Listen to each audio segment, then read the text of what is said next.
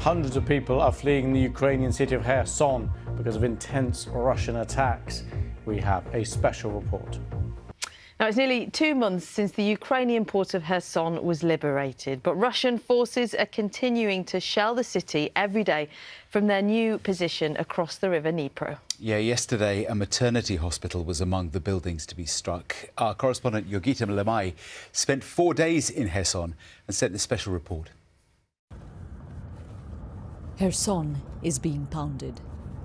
This is where one of more than 40 mortars fell in a single day. A city haunted by relentless attacks. Another shell hit nearby between a block of homes. As the firemen worked, we heard the sound of more explosions.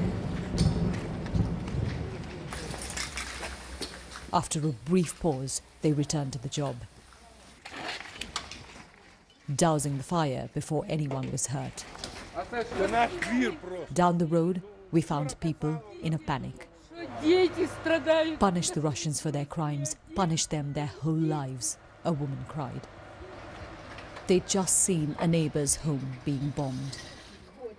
She had to be rescued from the debris. Over and over, this cycle repeats. The day before, 56-year-old Serhiy Breshun was killed here while he was sleeping. We met his mother, Tamara. Serhiy was her only child.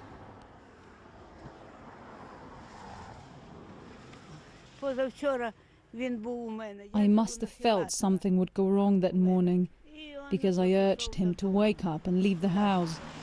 But he didn't, and that was it. Our lives are ruined. She'd come to look for Serhiy's passport amidst the rubble. A document to release his body from the morgue.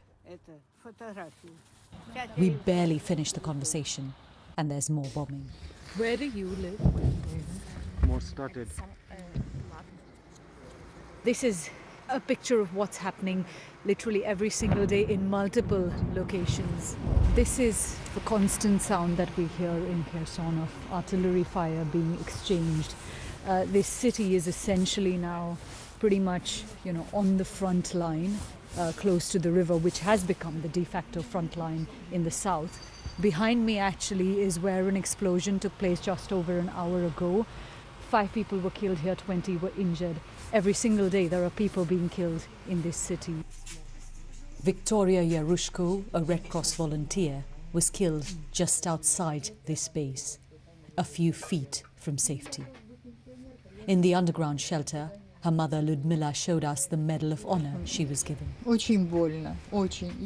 I'm very happy she helped a lot of people. She was so kind, but it's also painful for me. I must recover and raise her 2 children.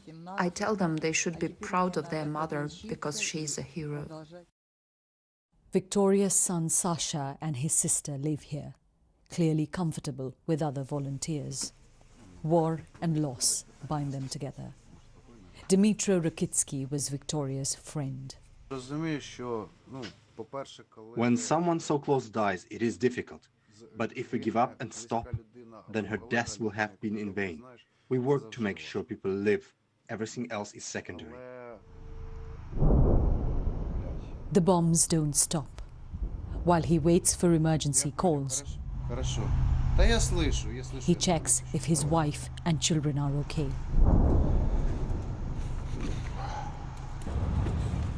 Then he heads out to evacuate those in need.